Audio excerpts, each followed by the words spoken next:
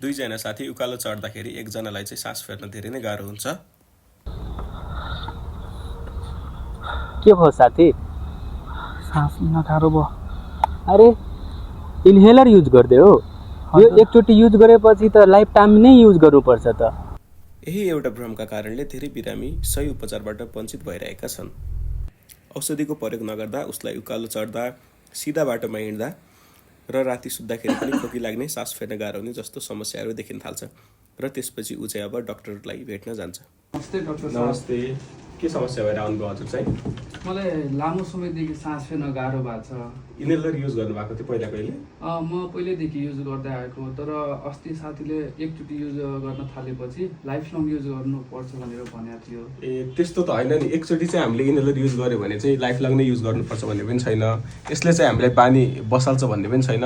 अनि इनहेलरले चाहिँ थोरै औषधि मात्र प्रयोग हुने भएकोले यसले सिधा हाम्रो फोक्सोमा चाहिँ काम गर्ने भएर यसको थोरै मात्र साइड इफेक्ट हुने गर्छ।